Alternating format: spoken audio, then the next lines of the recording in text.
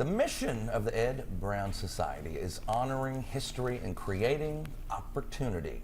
Since 2020, they've been opening doors for young people in the equine industry.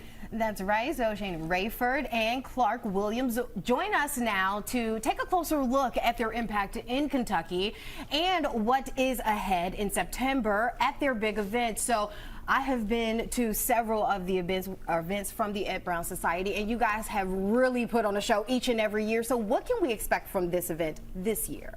Well, with this event this year, we always do an event in the spring at Keeneland, Ed Brown Race Day at Keeneland, and that is always phenomenal. This year we're also doing Ed Brown at the Downs, at Churchill Downs, and it's really going to be a great day. Normally our events are tabled and you're assigned to a table.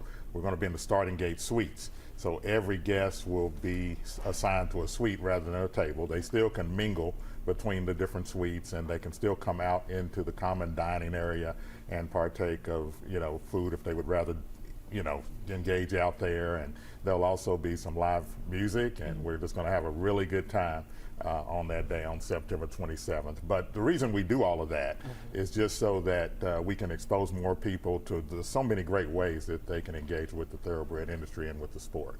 So tell us a little bit about the Ed Brown Society, if you don't mind. Yeah, so we're a nonprofit who essentially celebrates the history of thoroughbred racing, as well as providing opportunities to all to gain industry exposure and experience. So we provide scholarships, we provide professional development and internship opportunities so students can get the hands-on experience that they need to set them up for success post-graduation. Wow. And that's important. Anything we can get ahead with, that's the thing. For just a little history perspective, let's talk about who Ed Brown was, y'all. Yeah, so Edward Dudley Brown was born here in Lexington, Kentucky. He was born enslaved, and he went on to be a very accomplished horseman. So he won the Belmont Stakes as a jockey and the Kentucky Derby as a trainer. He was a horse owner, and he was a big philanthropist. He gave back a lot. So that is why this organization was created in his honor. So of course we need tickets for this event. How can we get tickets? Well, you can go to edbrownsociety.org to get tickets to the event. It's going to be more than just going to the races. Throughout the day, we're going to be in Louisville that day, the home of the most exciting 2 minutes in sport. We're in Lexington, the horse capital of the world. But what we want to do is, beyond just coming out and enjoying, throughout the day we'll have short segments where people will be able to engage and learn more about the sport, learn more about the industry, learn more about what we're doing in this work, so that more people can take advantage of it. So many of us grew up around this, I did, around this area, but it never crossed my mind that there were opportunities in this industry.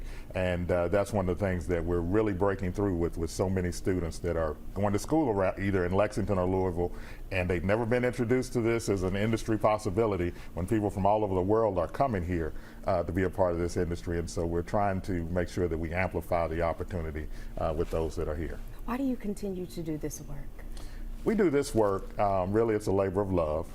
We really want to see young emerging professionals not only aware of the thoroughbred industry, but just prepared to be professionals with the other programming we do just to prepare them, and the career coaching that we do, and the speaker series that we have, and the interview prep. We just want them to be ready for their professions, and we want them to, develop a community as well, so that as they move on and move forward, they will be hiring one another. They'll be doing business with one another. They will be in relationship. They will be each other's sounding board. And so we're just really excited as we've grown in the last several years. In 2021, we had 2 scholars from the University of Kentucky, and they've both gone on to do really well. But we now have about 25 in our program. Most of them are in Kentucky, but we have some in New York, we have some in Florida, Tennessee, Ohio. So we've really grown. It's a great reach and a great project. We appreciate y'all so much. Thank you. edbrownsociety.org for more information. Thank you all for being here.